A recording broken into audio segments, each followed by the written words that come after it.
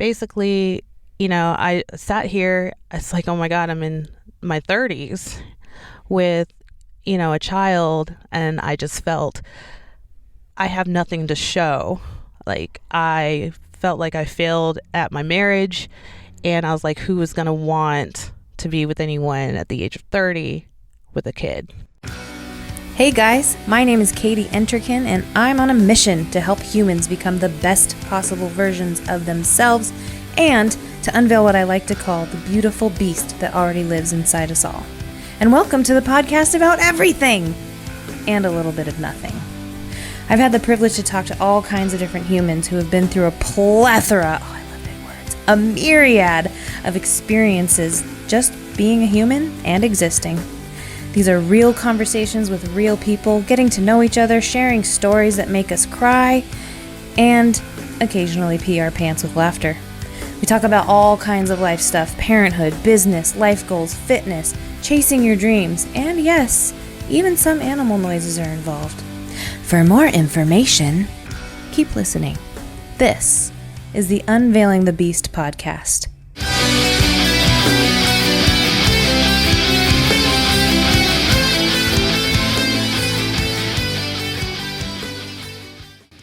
Hey guys, welcome back to the podcast. In this episode, I got to hang out with a real live superhuman, Keshia Jackson. She's one of my spin students, and we just started chatting one day after class. So you guys know I'm genuinely interested in people and their stories, obviously, or this podcast wouldn't exist. So when we started talking and she mentioned that she's a veteran and she has a brain tumor, I'm not going to lie, I was selfishly thinking, I got to have this chick on my podcast. And she actually agreed with a hell yeah. Later, when she found me on Facebook and I started stalking her page, as we all do, there she was in all of her muscle building, flexing glory on a stage as a bodybuilder. I was like, what the fuck? What other surprises does she have in store for us? Well, you have no idea. Regardless of the existence of all three of those badass superhuman things, being a vet bodybuilder with a brain tumor, we only spend about 10 minutes on these topics. So please, enjoy the ride as much as I did. As always, I hope something lands with you today. I hope something you hear tugs on your heartstrings, and or I hope you laugh. Ladies and gentlemen, I am with Keshia Jackson. And she's my new friend. Aww. Welcome to the podcast. So, Keshia, can you tell my listeners a little bit about who you are? Absolutely. So I recently just moved to the Antelope Valley, back in July. I moved here because my love of my life got a job offer at Northrop. So I guess Nice. I decided, you know what? I guess I'm going to leave the lovely state of Florida to come here and, to be with him and for us to start our life together. So I retired from the military after 15 and a half years. I was medically discharged in September. Yeah. Shy of 5 years. I could have got 2 checks, but they're, the VA is taking care of me, so it's all well and good. That's good. Yes. Good. Can I ask what kind of injury it was? It's multiple injuries, but I guess I can start with the most major one is my my pituitary cyst. Basically what it is, it's a brain mass that is accumulated in the pituitary region of my brain, and the size causes me to have migraines and fainting spells. So every once in a while I'll have an episode, which is kind of scary due to the fact that, I could be driving, I could be working out, I could just be anywhere and just start having a dizzy spell or even worse, just fall out. So, but on a good note, I haven't had an episode for about 5 years now. That's good. Yeah. Yep. Wow. Fitness does that for me. Yeah. I've been bodybuilding, actually. I was bodybuilding for about 10 years now. I'm actually about to compete again. Yes. After I took a hiatus for 4 years, and I decided, I was like, you know what? I have this itch to get back on stage and to get my pro card. So in 36 weeks, I'll be on the stage over in Culver City. Get it. I'm excited. Get it. That's so cool. How did you get into that? Oh, and bodybuilding. Actually, it's funny. I was at the gym when I was 16 years old, and a guy had asked me if I was interested in bodybuilding. At the time, I really didn't know anything about it, so I was sitting there like, why are you even talking to me? I was like, I am 16 years old, dude. Don't talk to me. You're gross. Yep. You're disgusting. I'm in high school. So, but since I didn't know anything about it, it kind of put like a bug in my ear, and it kind of intrigued me. So I started doing some research, and I was like, you know what, that might be something later down the road I would like to do. Mm-hmm. And a few years went by. I went into the military, and I kind of got caught up with all the daily tasks of the military. Mm-hmm. And I ended up meeting another person at the gym. She was competing, and she's like, I really think you should consider it. So I did, and the rest is history. That's so cool. Absolutely. Yeah. It's such a great, it's an interesting sport, you realize there's so much discipline behind bodybuilding that is like, you don't even think about it. A lot of people is just like, oh, you just go to the gym, work out as much as you can, eat healthy, and go on stage. And there's so much more to it. Yeah. Like the mental state that you have to be in order to do that day in and day out, and the discipline that you have to say no to your friends, say no to your family, say no to like going out and just being social. Mm-hmm. You have to realize like what's more important. And I know that's kind of sad. That's actually kind of bad to say, because like my family and my friends are very important to me, but at the same time, this was something I wanted to do for myself. So It was like, I love you guys, but I have to do this for me. And I realized I lost friends, and I realized during that time, like, it was sad, because I thought they were my friends, and I realized, hey, they're not really your friends. And honestly, at the end of the day, like, it's good that you realize that, because you don't want fake people in your life anyways. Yeah. So I'm kind of glad, because I did realize, I did realize a lot about who I was, what I wanted to do, where I wanted to be at, and who I wanted to hang out with. Mm-hmm. After my first few shows. So that's cool. And back to the friends thing, like, I think true friends are your true friends if they support you no matter what you do. You know what I mean? Yep. So it's kind of like the same thing maybe not the same thing, bodybuilding and getting a boyfriend, but how a girl will get a boyfriend, or a guy will get a girlfriend, or a guy will get a boyfriend and a girl will, whatever mm-hmm. Whatever floats your boat. And they're going to back off from their friends for a while, and you'll know who your true friends are by the ones that don't put you down for hanging out with your boo-boo. You know what I mean? I don't know why I brought that up. No. Comparing it to bodybuilding, but no, absolutely. The relationships is there. Regardless if it's a relationship or a friendship, it's all relationships. And speaking of relationships, are you breaking up with me? No, of course not. Never. No, with relationships as well. There was a reflection on that, my last year of doing a show. I was single, mm-hmm. And dating at the time. And, there was guys that, I've come to like have what, I don't know, what do you call it? I guess a crush maybe. Mm-hmm. And, you know, they didn't give me the time of day at the beginning of my prep. And then I started to lose, you know, the mass and lean out and everything else. And then they came. It's like, hey, girl, what's going on? And me wanting so much to be, you know, in a relationship, I was basically... Fell for it?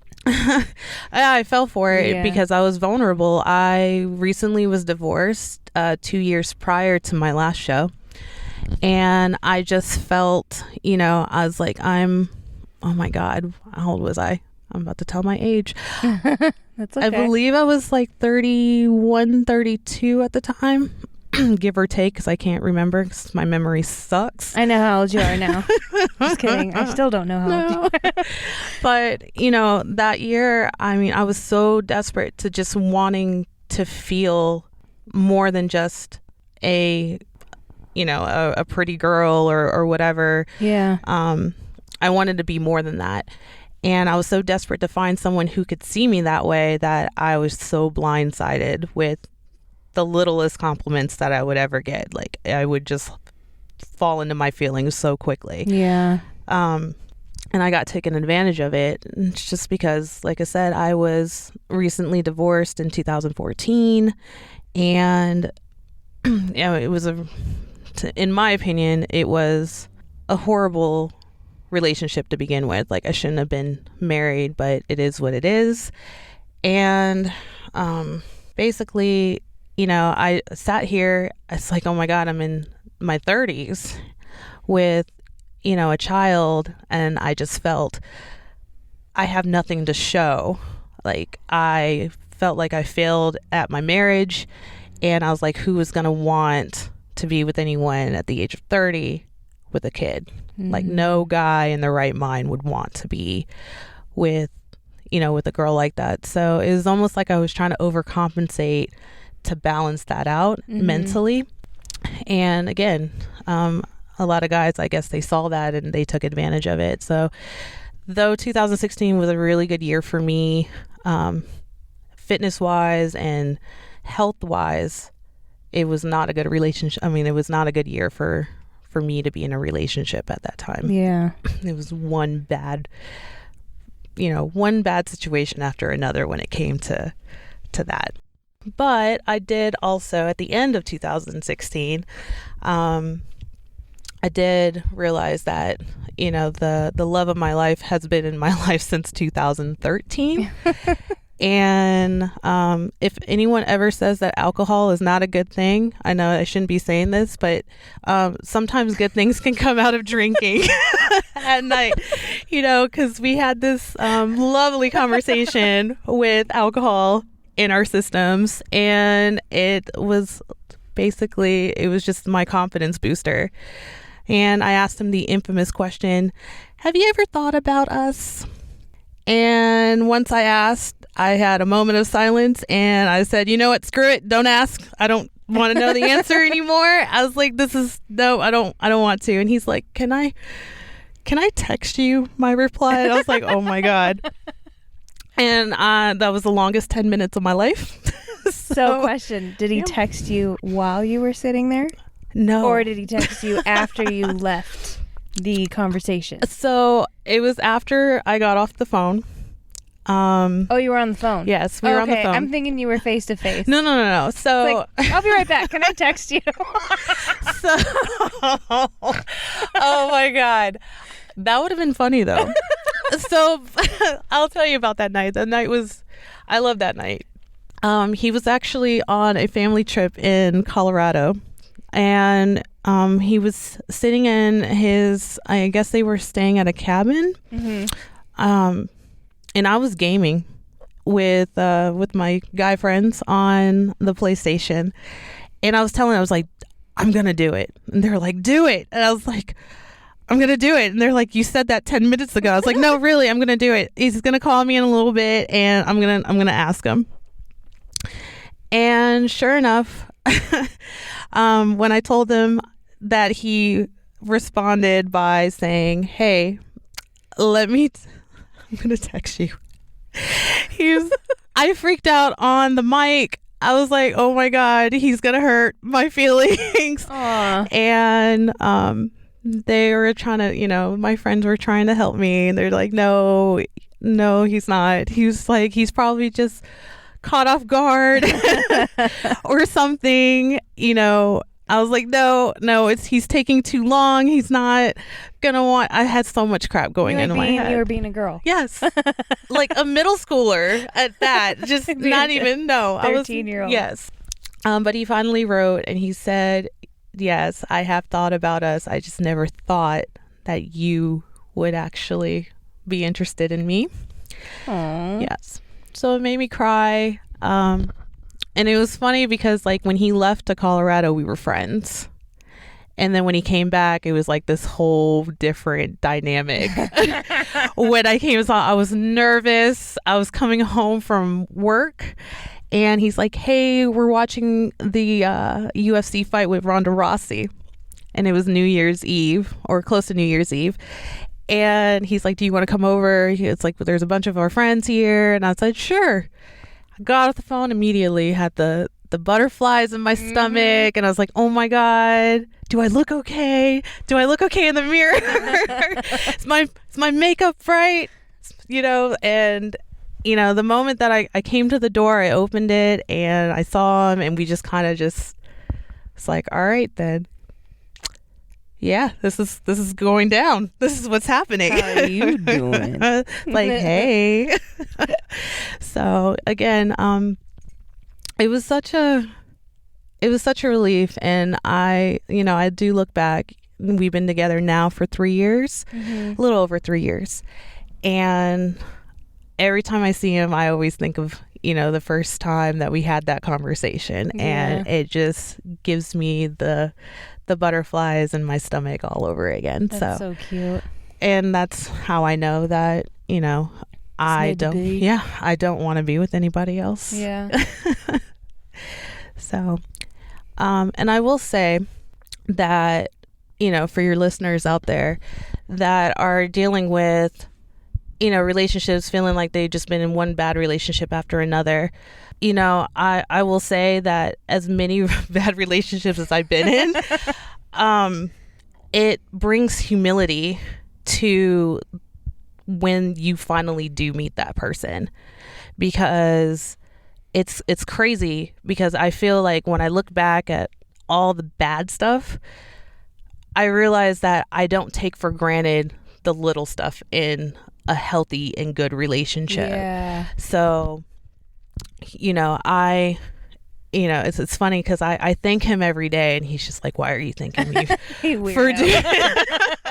for doing, like, he'll do something so small, like he'll get me a freaking, I don't know, those little Belvita crackers. Like sometimes I'll ask him like, hey, can you get me a cracker? He's like, sure.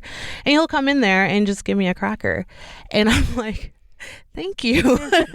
Like, to me, it's such a relief to be with someone that genuinely wants to be in your company. Yeah.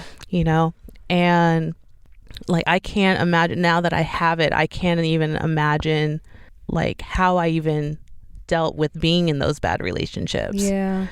And honestly, I think about it and I realize the reason I was in those bad relationships is because that's all I knew. And I thought that was normal. For guys to manipulate you, the guys to be like, oh, I'm, constantly saying that you're not going to find anybody better than me and everything. It's like, because I don't know if I am or not. And that feeling of being scared of being alone versus like, I'd rather be in a bad relationship than be alone. Yeah. And it's that moment that you like, you know what, it's okay to be alone because I deserve better. Yeah. And for that, when I finally got the strength to be like, you know what, I deserve better.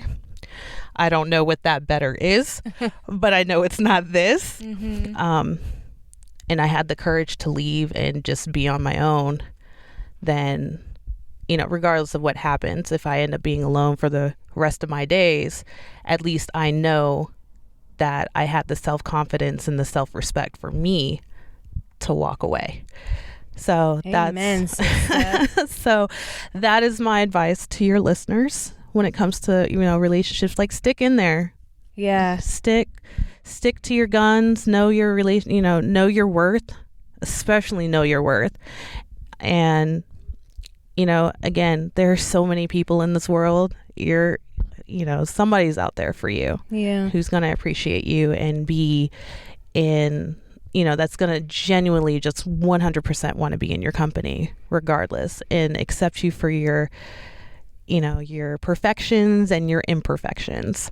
And the moment that you realize that they're going to accept you for you is when you know that you're in a good place. Yep. So. Oh, I'm going to cry because I keep thinking of Sean. Oh.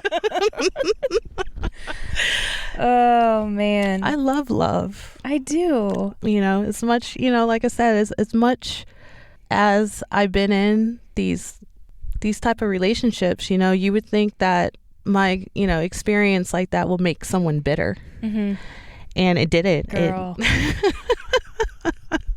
I'm going to tell you about my bitter phase. Oh, God. Oh, man. Tell it, girl. Most of my listeners, if you've listened this far, they know that I have an abusive ex-husband. And it was 99% mental and emotional abuse, which I think can be and is worse than physical abuse. I can agree with that. And he would say things like, "You're never going to find anybody who treats you better than I do." And I believed him. I was so stupid. Right. So yeah, when I was with him, like, I won't get into details now, but when I was with him, Katie was gone. Like, I wasn't there anymore. I was just this beaten down, drinking version of myself. You got to drink to numb it. After I got the balls to leave him, I was in this phase where I'd be at work. I used to serve tables as a waitress. And a song would come on the radio, a love song, and I'd be like, "This fucking song makes me want to puke." And whoever was sitting at the counter would just laugh at me. And I'm like, "This fucking song makes me want to puke." Such a trigger moment. Yeah. I love it. But I was so bitter. And it's interesting because you and I have a similar story in that the love of your life has already been in your life this whole time. I met Sean when I was 15. Wow. Online. We didn't meet for 8 years in person till after my divorce. But, when we were in touch again, I would tell him, "I'm never dating again. Fuck men. I'm going to be a lesbian." I have a story for that, but I'm going to let you finish. Okay. Well, that's pretty much the end. And he would be like, "Shut up, you'll date again." And then, we met in person and all the angels sang and blew their trumpets and it was beautiful. And here we are today, 11, 12 years later.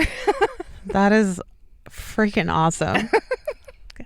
That's what I'm going for right now. Do it. I'm working on it.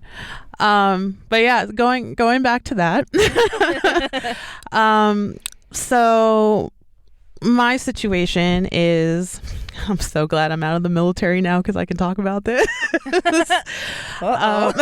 Yeah. So, relationship wise, I was going through, a really, really hard time, going against basically my values and like what I felt was right to do and my happiness. Long story short, my ex-husband, I won't go into too much detail just in case he, for some reason finds this podcast. Yeah. But basically he was incarcerated and I stuck by him through that incarceration. And I come to find out things during his time there that just didn't sit right. And I wasn't sure of the truth. And to this day, I really still don't know the truth to the whole story. But his charges basically changed my whole aspect, the whole dynamics of our relationship, like to the point like I had to figure out where to live. You know, like, did I even want to say anything about his situation, because it's embarrassing. Yeah. And it's not even me. It's not even my charge, but I was affected, and even more so, you know, my daughter was affected by his charges. Yeah. And those charges are not going anywhere anytime soon. Even after that he did his time, it's not going to go anywhere. It's stuck with him. Let's put it that way. Mm-hmm. So, you know, but in the meantime, you know, he was incarcerated. I went off and tried to live my life, and, you know, and it was still a shaky relationship to begin with. And unfortunately, you know, I felt really, really bad because, you know, I basically went away and I met someone, and I didn't realize, I was like, you know, I just met this person as a friend. I didn't even think about it because it was a female. And, you know, we were friends, we talked, I told her about my situation, I told her about, you know, what was going on, and she was there for me. And I don't know if it was just the first person that really listened to what was going on and genuinely showed care. Yeah. Like, Keshia, it's gonna be okay. You know, you'll get through this. Like, you're a beautiful person, you know, you'll get through this. You're a very strong person. And I don't know if just the time that I was there with her, that just made me start having these feelings that I was like, I don't know if these are real feelings of like love and compassion, or if it's just a friendship thing. But it was so different. It was different. And I didn't really know. I was super confused. You know, and then I ended up going outside of my marriage and, you know, experimented, quote unquote. It's okay. This is an explicit podcast. No, that's fine. Just kidding. You don't have to tell details. No. It's fine. No, like I said, I'm an open book. Yeah. But, you know, long story short, you know, I lost my V card twice. One with a female and one with a guy, obviously. And I fucking liked it. So it's just like, I don't know. And again, to this day, I don't know that part of my life, whether or not it was just the feeling of being in a different relationship, that I didn't have to deal with the situation with my ex. You know, at the time he wasn't my ex, but my husband at the time. It was just refreshing that I didn't have to deal with all of that. Yeah. And I don't know if I fell in love with the idea that I could potentially have somewhat of a normal life, even though, you know, it's, you know, it was different for me and whatnot. So, you know, at that time I was like, holy crap, am I bisexual? Am I switching altogether? I had no idea what was going on. So, and I was real young at the time, and after a while, it's just the lines got blurry. I tried to keep it separated. I was like, okay, you know what? We're just going to be friends. I'm married. You live in a different state. I'm here. Like, what are we doing? I mean, sometimes I would have these moments of reality hitting in, and I was like, we can't do this. But then or she'll say something, and it's just like, no, it's okay, we can just be friends. You know, I come hang out with you every once in a while, we'll just be friends. I get it, you're married, so on and so forth. So that lasted all of 6 months maybe. And she developed feelings, and she basically said, I love you.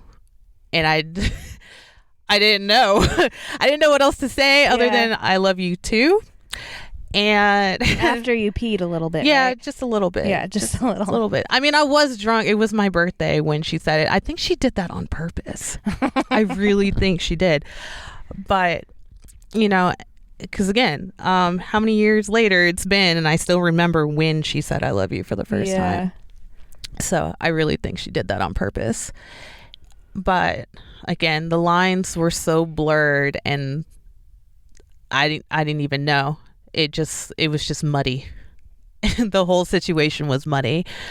And, you know, trying to figure out my feelings between the two, again, with my morals of being married, but being married to a guy that, you know, there's a lot of history involved with my ex-husband. And there's a lot of things that I resented about him as, you know, even before we got married. And I can go into this like in another episode, but it's like, holy shit, to go back and realize how much I've been through with him. It was just really hard. Like 2/3 of my life I've known him. I've known him since I was 9 years old. Oh, wow. And just throwing, again, I'm 34 now, so that should tell you guys it's been a long time. Now I know. We're the same age. Oh my God. And, you know, we grew up playing basketball. Like, we met playing basketball, and like, he was my high school sweetheart. And, you know, coming from that and him leaving, and, you know, trying to, like, it's you, me against the world. Like, everything was always against us. And it's like, I didn't want to let go of the idea that we can make it. And it was one thing after another, but his incarceration and his charges, like, threw me off the edge. I was like, I can't do this to me anymore. I can't be here. I can't be in this situation, you know. And then I had to think about my daughter. Yeah. So, you know, I had to let go of my morals and just be like, you know what, I can't be with you. And I decided that I was like, you know what, I can't be with you because of Jada, because of my daughter. So I told him to leave. And, you know, I still think sometimes, you know, that time that I was there when I told him, hey, you need to go, there was months that I was going back and forth. Like, did I make the right choice? Did I not fight hard enough? You know, I went through a whole, like, month, almost a year, maybe. It might be even more than that. Because I gave him a second chance, and I actually went back to him to give him the second chance. After I moved back to Florida, I was actually in Jersey when I told him he needed to go. And I went to, when I moved back to Florida because of my orders, I gave him the benefit of the doubt that, you know, I was like, well, maybe now we've had some time away from each other, that we were going to, you know, try again. Maybe, you know, things would change a little bit. Nothing's changed. Yeah. Nothing changed at all. As a matter of fact, my uncle had died. And that day I was at his wake. He calls to yell at me because I didn't pick up my phone. And when I finally, you know, had the nerve to pick it up and say, hey, you know, I didn't answer. I was like, I didn't answer my phone. You didn't need to yell at me about it. I was like, I'm at my uncle's wake. And his response is what threw me. And I shit you not, when I say it verbatim, and I mean the tone as well, is what came out. And it's just like, oh, well, call me back later. I wanted to throw my phone in the middle of the funeral house, like home or whatever the fuck that you call it. I wanted to throw my phone and throw a fit. Yeah. And scream. Because, like, dude, it's my uncle's funeral, you know? Yeah. And that's what you're gonna say? Like, I don't get an apology for you, number one, yelling at me for not picking up my phone, and then two, I don't get, you know, I'm sorry for your loss, you know, I prayers go out to your family. Like, that's what any normal person would do. Yeah. I didn't get that. I got in, oh, well, call me back later. It's like, bitch. See ya. So your chance is over now. Yeah, and it was done. And I was done. I was like, no, I'm not dealing with this. So I let that go. And the funny thing is, the girl, my first and only girl relationship that I had, I went back to her as well, gave her a second chance. We again, there's a lot entailed to that, so I think the next time we do an episode, because I would love to do another episode, I would go through a timeline of this crazy freaking relationship. Let's do it. Oh my God, it's a soap opera. I love it. It's a freaking soap opera. But yeah, it's like, long story short, I moved to Jersey. The whole reason I moved to Jersey was for her. And the first night that I moved up there, I realized that the so-called girlfriend that she broke up with, she moved in with her to the apartment. Oh. And I found out because, I moved to Jersey. So I was like, holy shit. But again, a lot of that relationship, she was very manipulative as well. Very emotional. Ooh, emotional. Emotional. Ooh, it's a new word. I love new words. Emotional. Emotional. That's like when a moose or a cow gets a Yeah, she was definitely very manipulative and emotional. Like, I went to therapy over it, and my therapist even told me, she's toxic. You need to leave. It's like, and they know. Yeah. And it's funny because I was like, you're my therapist. Aren't you supposed to like help me like see past the bad and try to work the good? And she's like, no. That's funny that you say that, because without making this story about me, one of the things that helped me finally leave my ex-husband was I was going to counseling. And he's like, why? Huh? Anyway, continue. Like, what are you doing? Yeah. Why? I'm like, why do you not see this? Me feel better about the way he's treating me. Absolutely. Mm-hmm. So that was kind of a huge red flag for me when I went to my therapist, and my therapist literally said, "This is a toxic relationship. You need to get out of it." Mm-hmm. Yeah. So, just to give you an example of how manipulative she was. She got upset over the fact that I went to a friend's house, a coworker's house, with other friends and coworkers to watch a basketball game. The particular guy's house that I went to, she did not like him at all. She thought that he was very disrespectful, some other stuff or whatever. And he's like, oh, he has a hidden agenda. It's like, okay, regardless if he does or not, you should trust me. Yeah. Not to, whatever. Yeah. But the insecurities were really, really bad. But I ended up leaving because I was like, it was to the point like he or she wanted me all to herself. And sorry, just letting you guys know, the reason I keep saying he is because she became a he later on, so I'm usually really respectful. Okay. I gotcha. So it's really hard to come in with that, but just letting you guys know. So for future reference, for this particular ex, I will say P.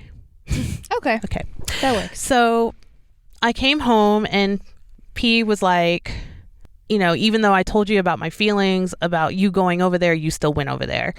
And I said yes, because they were my friends and we wanted to watch the Final Four. And I wasn't going to, I basically wasn't going to say no to my coworkers. Yeah. So he ended up making me feel extremely bad for even going, saying like I disobeyed him. And, you know, I disrespected P, and I, whatever, it's like, just, I don't even know how to explain that, but it's just knocked me down, making me feel like shit. Right. So me during that time, instead of having the confrontation and just facing it, I always cowered, and I went, you know, I basically avoided it. So I ended up going into the bathroom. I remember I ended up going to the bathroom, and I just kind of sat there just to be in my thoughts for a little bit. And then next thing I know, I'm hearing a lot of commotion in the bedroom. And I'm like, what the hell is going on? Like, there was a lot of moving furniture. So I went to the door to check up on P, and she barricaded the door with like a drawer or something. Oh. So I'm trying to open the door, and I'm like, why are you barricading the door? And when I managed to have like the door cracked open, I see P on the bed. Not pee, but P. Yeah. I see P on the bed. But I see her on the bed. I see her on the bed, and I see pills, and I freaked out. I called 911 immediately. Basically broke down the door and tried to figure out what pills they were. I wasn't even sure how much, you know, was consumed. I had no idea. So I call 911. 911 comes, and I see her ex-girlfriend, supposedly, quote unquote, supposedly, just allegedly, girlfriend, come to the house as well, along with some other friends that I know was not mutual friends with me. They were yelling at me, saying it was my fault. This happened on your watch, that she overdosed on her medication because she was bipolar. So she's like, she overdosed on her medication and everything, and this is your fault. You did this. This happened on your watch. This is your fault. And at first I was like, what do you mean it's my fault? Like, I don't understand. I did not put a gun to her head and say, take these pills. I didn't do any of that. So at the beginning of it was fine, but something switched. Like, I got to the emergency room because I had my daughter with me. So I had to make sure she was okay with, you know, making sure that she was okay before I put her in the car and everything else. So I was kind of late going to the emergency room. Next thing that happens, I get to the emergency room. The ex-girlfriend, allegedly, was already in the room with her, basically because she knew about the medication. She, you know, because I didn't know any of the medications. Like, I wasn't even aware of like all the medications that she was on. But she knew. So she was talking to the doctors, and everyone's just staring at me like, you're the criminal. You're a murderer. Wow. This happened. Like, if she dies, this is, you know, her blood is on you, kind of thing. And those stares and those looks was like what killed me, right? Those stares and those looks is what killed me. And it was to the point that I believed it. You know, it was that manipulative. To even go further into that evening, she was admitted. I wasn't allowed to be in the room with her by myself. Like, people stayed in there like I was being supervised. Like, it was my fault, again, that she was in the hospital to begin with. Did you ever find out why they were saying these horrible things? Because they truly believed it. And the bad thing about it was when I expressed my feelings, I was like, look, P, I don't understand. You know what happened. I know what happened. They don't know what happened because they weren't in the house. You know, so why is your ex-girlfriend and why are your friends treating me like I'm a criminal that I can't even, you know, supposedly we're supposed to try and, you know, we live together. Yeah. And I'm being treated like this, and you're letting them. why? Like, why are you not sticking up for me when I'm the one that called 911? And the response that I always get when it came to her ex-girlfriend was, you know, she's been there longer. She knows my history. You didn't know about my medication, you know, so like she needs to be around. And I'm like, okay, whatever. But at the same time, it's like, she doesn't need to treat me this way. Yeah. And everything. So it's like, and how come she never told you about the medication? Exactly. So in that aspect, you know, during that time I was younger, much younger. I was in my 20s. So, you know, a lot of things that like I knew but didn't know or didn't want to know or come to terms with that I know now, it's like, Keshia, you dumb.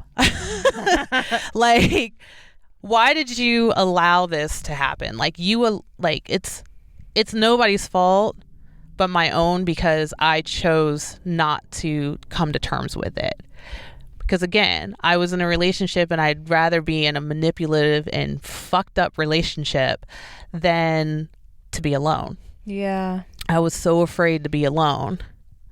And that fear is what drives people to do bad things to you and you allowing it to happen to you. Yeah. So, but that was one example of the manipulative shit that I had to deal with my ex-girlfriend. And again, there's a lot more involved. I'm not picture perfect either. I know I've had my fair share of, you know, mistakes that I've made. And I owned up to those. Yeah. And that's fine. That's all we can do. Exactly. This is, you know, things that I'm saying right now, it's my story. And again, I also know that, you know, I'm not picture perfect. I wasn't the perfect girlfriend. I wasn't the perfect wife. But I owned up to it and I realized, you know, I was a bigger person and was mature enough to be like, you know what? We're not good for each other. Yeah. And walked away. So, but yeah. Woo, girl. This is some good stuff, because there's people that don't even know they're in a toxic relationship until they hear like a similar story from the outside, if that makes sense. Oh yeah. So you might be helping a lot of people just by sharing what you're sharing with me.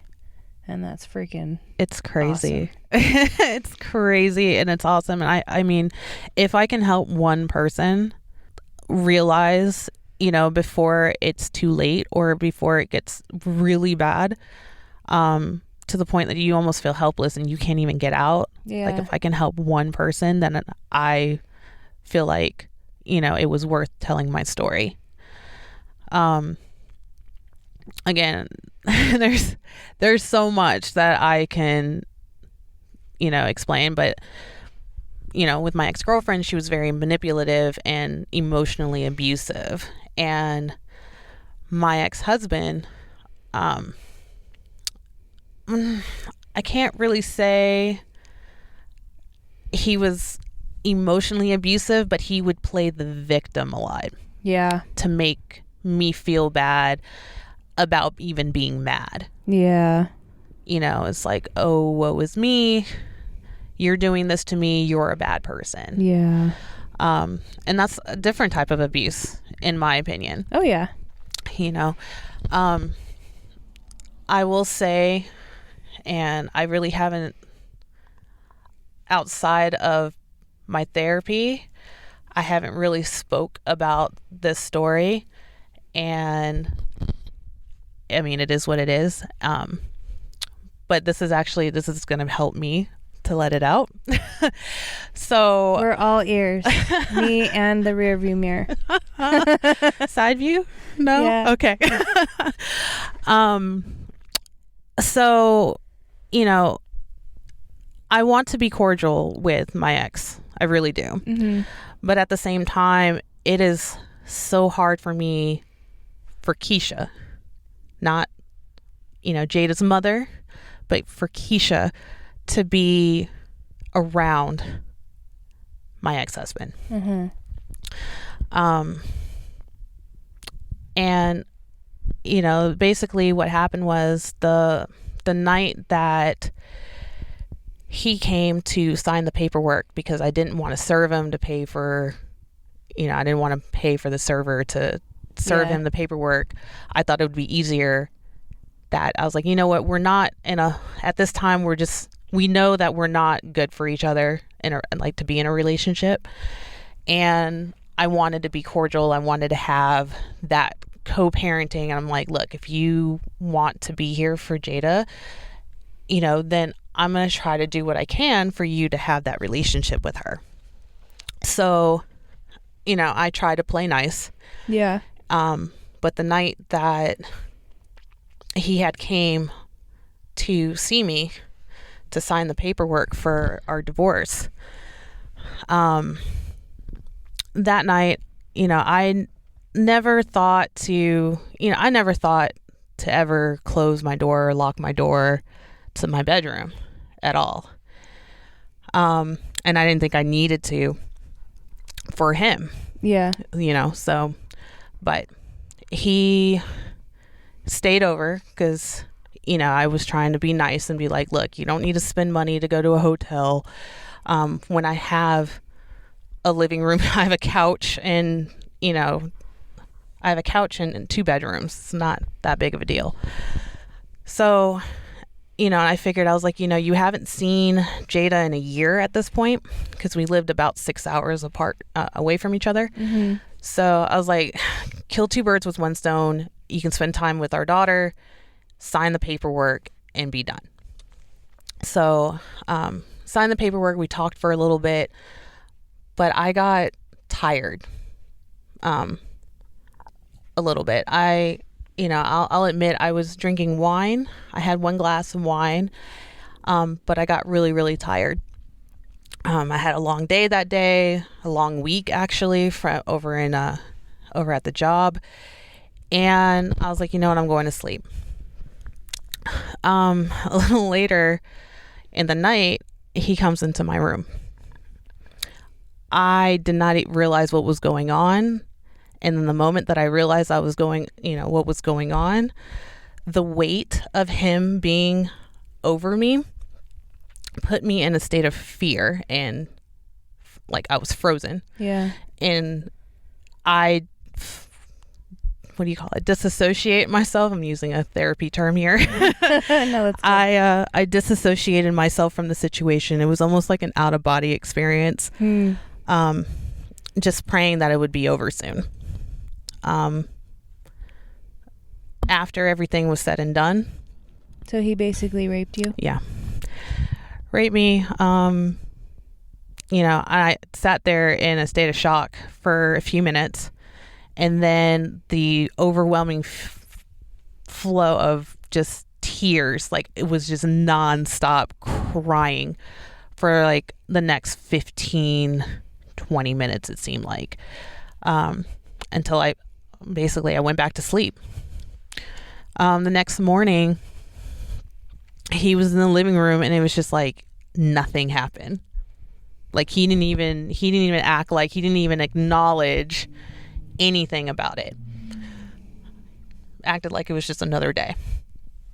And he ended up getting the papers notarized. He gave it to me, and he's like, all right, Keshia, well, I'll see you later. And I'm like, what the fuck is going on? I just want to hug you right now. It was so like, I buried that for so long, for years. I didn't tell anybody. I just like, you know what, if I just forget about it, it'll go away, right? And it sucks because I didn't realize, I buried it for a long time. And I will say that I don't care how deep you bury your shit, right? Mm-hmm. It's going to come to the surface, and it's going to come tenfold to the surface, because the situation, that incident, made me realize, like, to this day, I'm just now getting over being able to keep my door open. Yeah. And it's because I can thank my boyfriend. I can thank my boyfriend for that. But for years, I could not stand open doors. I could not stand being in a room that wasn't locked. It sucked. It didn't even matter. Like, it didn't even have to be like, I didn't even sleep in my own bed for a year. I slept in the living room on my couch because I could not be in that room. I actually, for months, until I was able to get out of the apartment, I could not sleep in that bedroom.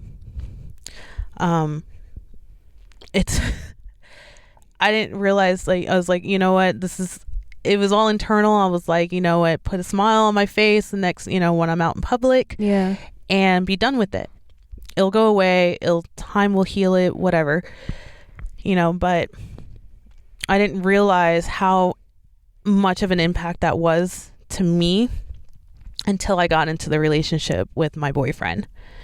And he was just like, Keshia, this is not normal. Like, why are you like this? And I was like, and for the longest time I was like, just, I don't know why I'm like this. And I knew why I was like that. Yeah. And when I finally was able to tell him what happened, he was in shock and he got pissed, which, I understood. Yeah. But it was I think it's funny because even after he knew about the whole situation, and this is the type of person that my ex-husband was, knowing what he did to me and meeting him for the first time, knowing what happened, he's like, Keshia, he's a very dangerous person. And I was like, what do you mean? Like, because I wanted to know, like, what he meant by that. Yeah. And he's like, Keshia, I'm a grown ass man and I know what he did.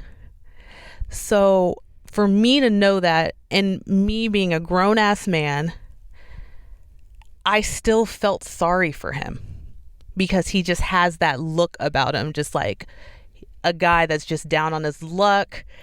He hasn't seen his daughter in X amount of years because, he's trying. He's like, I'm that guy that's trying in society.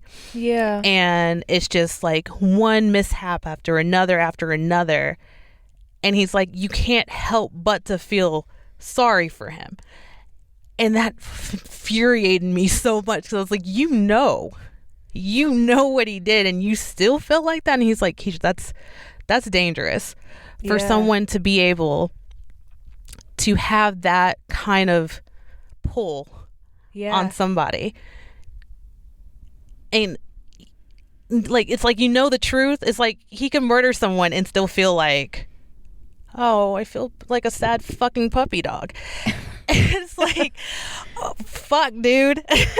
Oh my God. So with that, it scares him and it scares me because we don't, like, Jada doesn't know about his situation, like why he was incarcerated. Mm-hmm.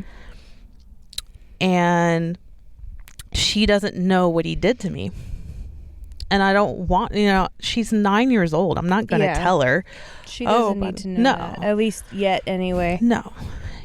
But for her not to know, imagine if you knew and he still can make you feel sorry for him. Imagine what a person like that can do when you don't know the whole truth. Yeah. And that's what that is, and that's why he said, like, he's a very dangerous person. So I, and that's another thing is that, after my boyfriend got the job here in the Valley, I was left behind for 6 months. And I knew it was going to be a hard 6 months for me because my ex moved back to our hometown in those 6 months. Like, it was almost like simultaneously, like as soon as my boyfriend left, like 2-3 weeks later is when he moved back into our town. That's creepy. Right? So the strength that I had was because of my boyfriend, to be able to deal with him, because he was with me. He was by my side. But now it's like he wasn't there, so I lost my whole security blanket. Yeah, your rock. Yeah. I didn't know what to do. And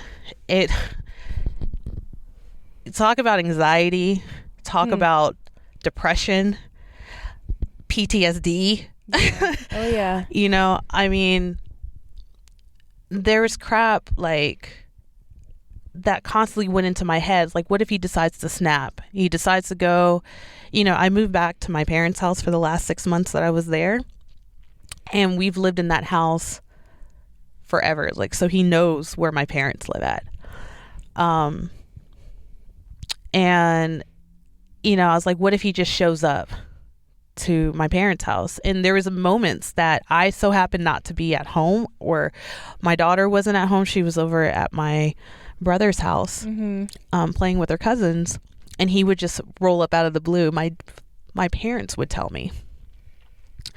And it's like, I couldn't go out at night because I was afraid that he was around. I had to call, like, if I had to leave, I had to call my parents to come outside to help escort me back into the house, because I was afraid that I was going to run into him from the driveway to my front door. And I could not live like that. Like, shit sucked for 6 months. And just the level of fear and the anxious feeling in all, like, every day. Like, am I going to run into him at the store? Am I, you know, like, is he going to try to get my daughter while she's at dance practice before I get there? Like, so I had to tell people. Like, I try to keep that under my, basically, like, I don't know, that embarrassing memory that you have, and you just want to, like, bury it. And you don't want to tell anybody because you don't want to explain it to anybody and everything else. It's just like, if you stay over there, I'll be fine. But I realized, no, it doesn't. And I realized that, you know, I was like, oh my God, I have to tell the people at the dance. I have to tell people from the school. And, you know, I was like, hey, if you see, you know, if he comes in and he tries to, like, pick her up and everything, just, you know, because Jada knows who he is. My daughter knows who he is. So it's not like if he comes in there, she's not going to react in a positive way, you know. So I had to explain, like, yes, that is her father, but this is the situation. And I had to explain the situation to a lot of people, just for my, you know, for my sanity and for my peace of mind, because I didn't want them to make the mistake of letting her go because she's like, oh, that's my dad. Yeah. Because any normal person's like, oh, okay. Yeah. Go with your dad.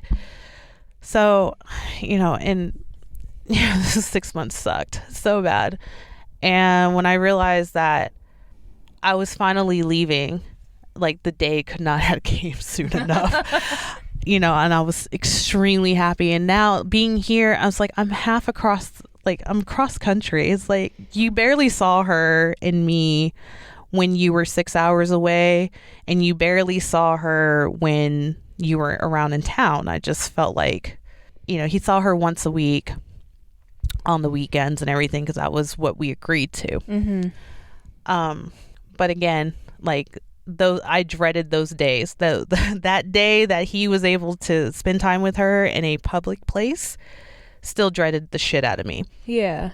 You know, but, you know, I felt comfortable because I knew that she had her phone with her. I knew that she didn't feel comfortable enough to be with him alone.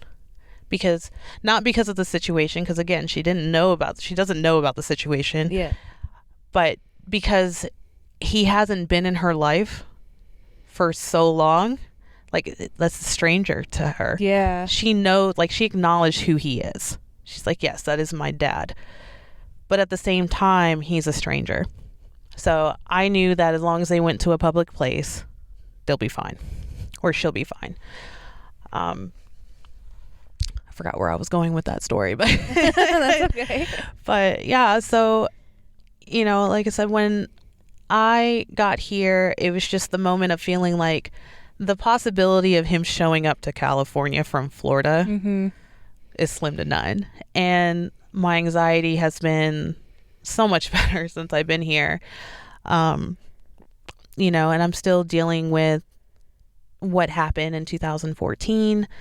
And just, you know, the rest of my relationships standpoints and whatnot. Like, I'm still dealing with it to this day, but it's getting better. Yeah.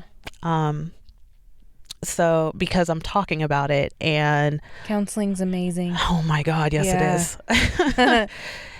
Self-care. Yep. I will tell you guys that right now. Self-care is a freaking miracle worker. Yep. So whatever it is, that is positive self-care, not negative self-care. So don't drink. Yeah. I'm not telling you guys to drink, but, you know, paint, meditate.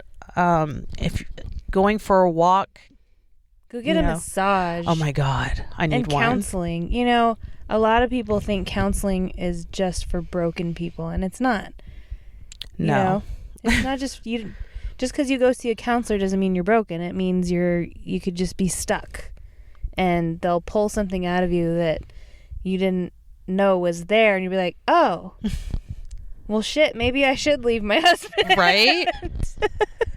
Thanks, Mom. Thanks, Mom. Thanks, Mom. Thanks, Dad. You're putting all this stuff in me. I didn't even realize it. I know you meant well, you know. Yeah. It's another topic. But yeah, whatever. Oh, families. Man. Gotta love them. Yeah. But yeah, so as Kitty was saying, like, definitely you should talk to someone. I mean, even talking to friends is good. But sometimes your friends don't give you the greatest advice. Yeah. So, you know, but definitely take care of yourself. You know, hit a punching bag, not a wall, but a punching bag.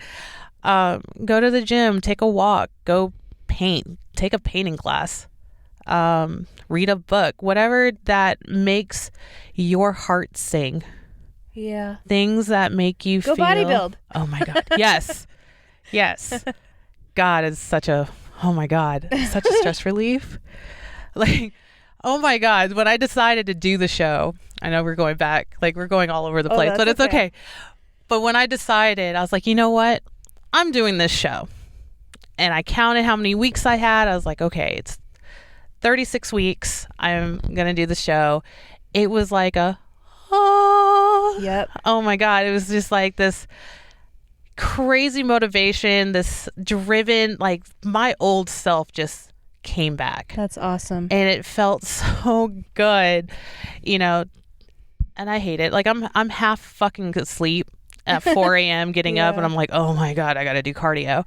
Oh my God, I got to lift weights. Like, who wants to lift anything at 5 a.m.? Seriously. Yeah. But afterwards, the endorphins is freaking amazing. And I would not trade that for any fucking drug in the world. That's awesome. Yeah. So again, just find something that makes your heart sing in a positive way and stick to that, and let that be your self-care. Yes. So. And I want to add to that. Find something that makes your heart sing, and it doesn't have to make sense to anybody else but you. Oh yeah, absolutely. Because it's your thing. It's for you. It's not for anybody else. Like me, I don't ever want to compete, but I fucking love CrossFit. Oh. You know, I love watching CrossFit. Oh. I love anything that's hardcore, like spin class. Oh my God. Obviously, ladies and gentlemen, she's one of my students, and you never know what friends you're gonna make if you teach a spin class. But yeah, spin class. Dude, I love your spin class. Thank you. Thank you. I love it. I absolutely love your spin class. I feel so good. Am I gonna blush right now? Maybe. I look forward to Sundays. You know, not because, you know, NFL Sundays. Come on now, it's football. But, that doesn't happen until 10 o'clock here, when NFL season is showing up and everything. And your freaking class started at 8:30. So I was like pumped. And I was pumped for the rest of the day. So, going to your class, I always look forward to seeing you because your energy, I feed off of that. Like, I go to other spin classes, and though I love spin in general. Yeah. But it's your music and just your energy and just like your motivation and how you pump other people up. Even again, who wants to be doing spin class at 8:30 in the morning? Nobody. But even when I'm limping around and I can't get on the bike. Even when you're limping around, you still have this level of energy that I don't get anywhere else in any other spin class, and I enjoy it. Along with the music, I mean, the music selection is freaking phenomenal. I love it. And it keeps me going. Even when I'm not feeling well, I'm not feeling 100%, I give it my all because I feed off that energy and I appreciate it so much, because it's like, I don't know, because it's Sunday, it's the beginning of the week. I know most people say that Monday is the beginning of the week, but it's not. It's Sunday. Yeah. And it just sets the tone for the rest of my week. So, ladies and gentlemen, I'm blushing. I fucking love it. Thank you. So in the days, I haven't been in spin class for, during the holidays because I started working with my real estate business and everything else. So my time was just kind of off.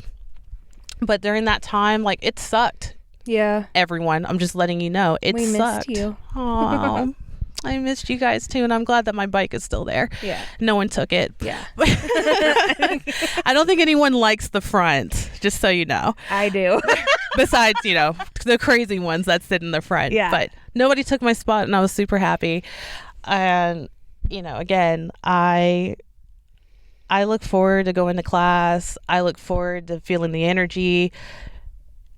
Oh my God.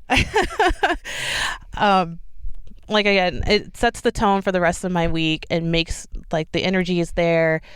My motivation is there. It's just like, it's a nice reset. It's like, okay. That's awesome. Yeah. So I always like feedback because, one of the reasons I started teaching was, of course, it'll make me go even when I'm not in the mood to work out. That's one reason. And the other reason is I like to motivate people. And I think part of the motivation comes from, look, you're going to get mad at me for saying this. Look at this fat instructor teaching.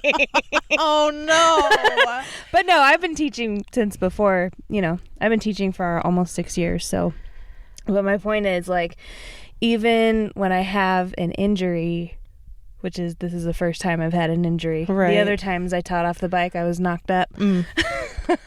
That's a good reason, though. Oh, yeah.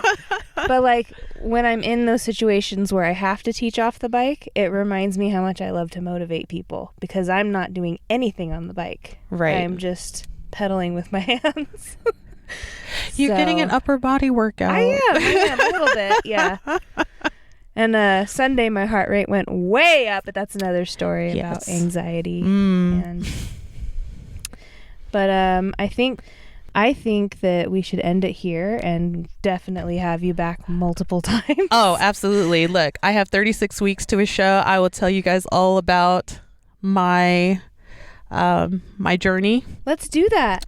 I love it. That's cool. So, ladies and gentlemen, we just decided off the record that we are going to follow her through the next 36 weeks with her training and how she's going for her bodybuilding competition. And I'm really excited because I'm going to help you vlog it. Yes.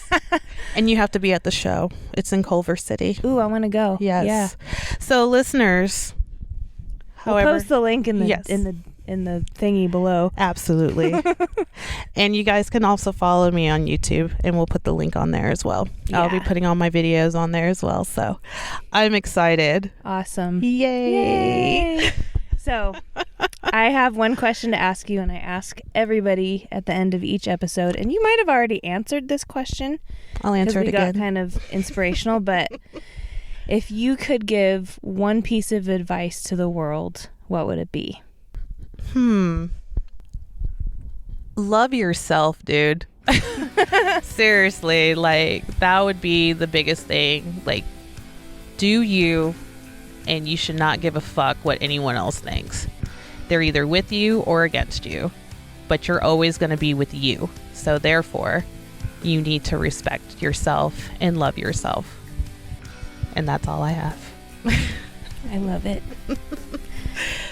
Ladies and gentlemen, Keshia Jackson signing off.